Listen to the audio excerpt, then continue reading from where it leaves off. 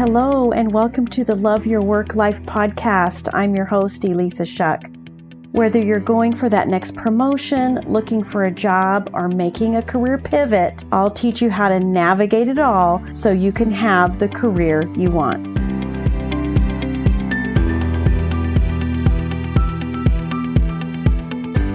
Welcome to the Love Your Work Life podcast, episode 21. Okay, first, a disclaimer. LinkedIn is not paying me to talk about them, to talk about the platform. There's probably nobody at LinkedIn who even knows me. So let's just put that out there. But I do want to talk about why I think LinkedIn is the best platform for finding a job. Nothing against the other ones. Hey, I used them all in my corporate career, and they all have benefits. But I want to share with you today why I think LinkedIn gives you the most benefit and why that should be the place you are hanging out, and why LinkedIn should be a major component of your job search strategy.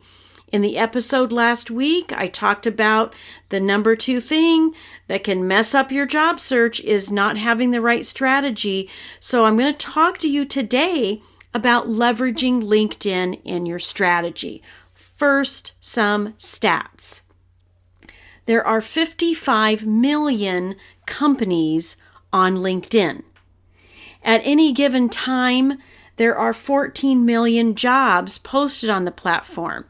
I'm guessing that that's probably not even quite accurate. The report I looked at to dive into these details was prior to all the craziness that we're having right now. And if you're listening to this later, it's August 2021.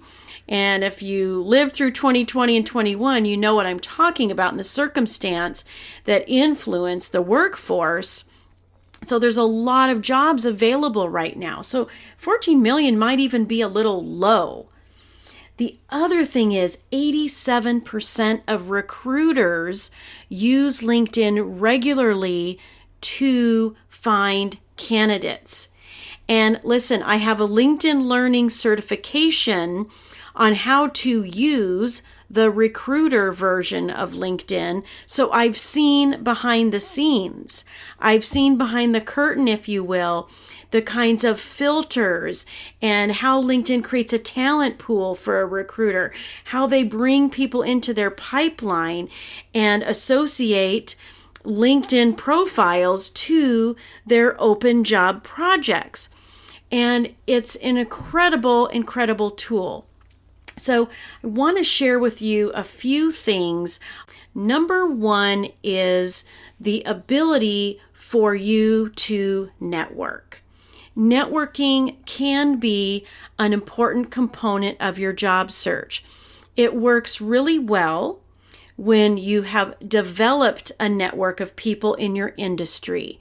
And that is by connecting to people in like companies. That might be the connections that you've created with vendors over the years or coworkers over the years, even if they've moved on to other companies. This is your warm lead list, if you will, when you find yourself in transition by your own choice or not, that you can go to your network and check in, see what's happening, get some ideas of jobs that might be open. And sometimes those conversations turn into someone saying, hey, send me your resume. Be happy to pass it along. I'll be happy to put your resume into our internal referral platform. Those are always good. But I will let you in on a little secret. Every time I was forced into a job search, I chose intentionally to also change industries. So guess what that means? That means I was leaving my network behind. I decided that when I left the footwear industry, because that was a whole lot of my career was in the footwear industry, I decided to go to candles and home decor. So guess what?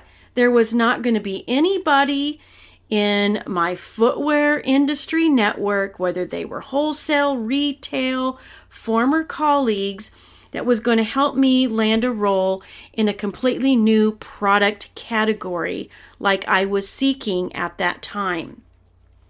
And if you find yourself in a place where you're new to LinkedIn or you just want to pivot, and so you don't want to rely on your network, that is okay. There is another strategy that can work really well for you, and that is using LinkedIn to follow companies, to connect directly with recruiters, to connect directly with hiring managers or someone who you think might be a hiring manager, and bypass the network thing altogether.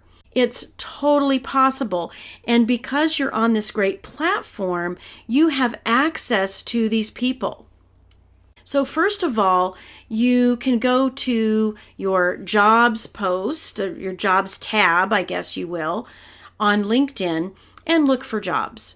And many times those jobs include the person who posted the job. Now, if someone is revealing themselves on the job posting, let me tell you something, my friend, that is an open invitation to send them a connection request. If you have premium and you want to send them an in-mail, maybe even all the better. What I know from what happens on the recruiter side of LinkedIn on their version is that they can set it up so that as soon as you click apply, that they're getting notified and you're automatically coming into their pipeline of candidates. They can check out your profile, they can reach out to you, but listen, even if they don't reach out to you, you can reach out to them, and I highly, highly encourage it. One little caveat to that: this is not the opportunity to send a very long in-mail with all your qualifications and telling them everything about you. When you do that, it feels like a huge push of energy on the person reading it. It's like someone asking somebody to marry them on the first date. No, you don't want to do that. You want to be concise and clear about the exact role that you're applying for, but the only CTA in that outreach is that they accept your connection request. And that can happen whether it's happening in an in-mail or it's happening in a connection request on LinkedIn. Either way, part of their process on their side is accepting the connection request. If they choose to respond, great. But all you really want is them to say yes. Now, if they accept your connection request, that's awesome. You have got a reason to reach out and say, thank you so much for connecting. I look forward to speaking with you about the marketing director roles you have available, or, whatever job title you're seeking. In the meantime, I'm attaching my resume for your review. Once they accept your connection request, now you're DMing and you can attach your resume to a DM. You can send an attachment with an in-mail. That's possible. So again, if you've got premium, that could be an avenue for you to take, but you have a limited number of in-mails. So I often encourage clients to just go for a connection request. They have to click yes, no big deal either way. They don't respond back, no problem. You're still going to send that thank you, and you're still getting your resume in front of a human being. Top goal. I would much rather have you reaching out to recruiters and perceived hiring managers all day long than applying online all day long. Trust me, this is a technique that works. what I'm going to do is in the show notes, I'm going to give you a PDF of the visual guide that I created so that you can have a stellar LinkedIn profile. Because you want the people visiting to get the right impression of you. You want them to know exactly the types of roles you're applying for, and you want to sprinkle your profile with keywords and the way LinkedIn uses job titles so that you show up in their talent pool, so that they move you into their pipeline, right? This is the kind of stuff I want you to do.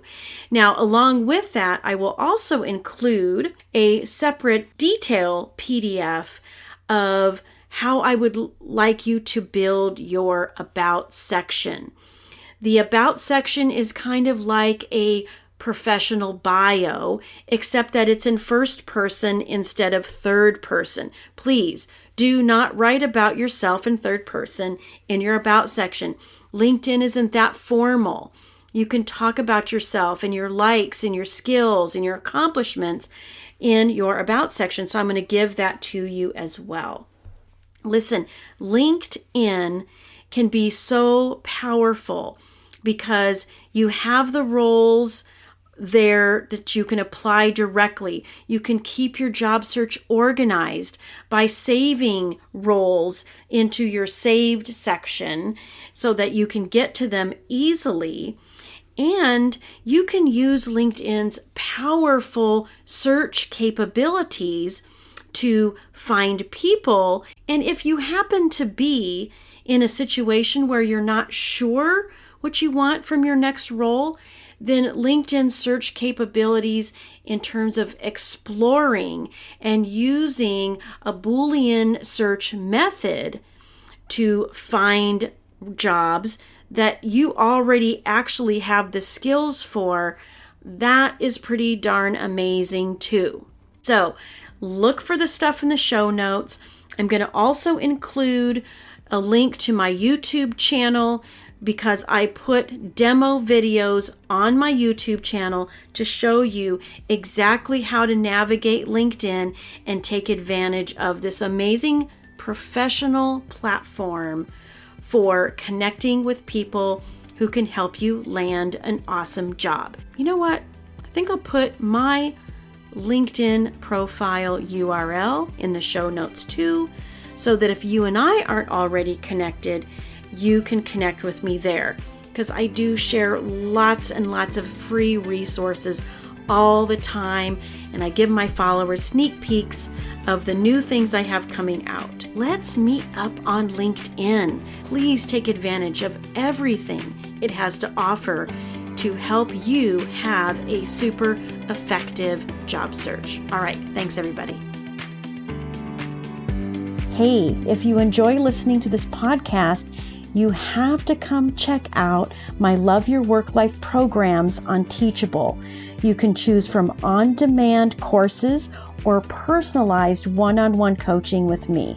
We take all of this material and apply it so that you can live it and create the career you want. Because when you love your work life, all the other parts of life get better too.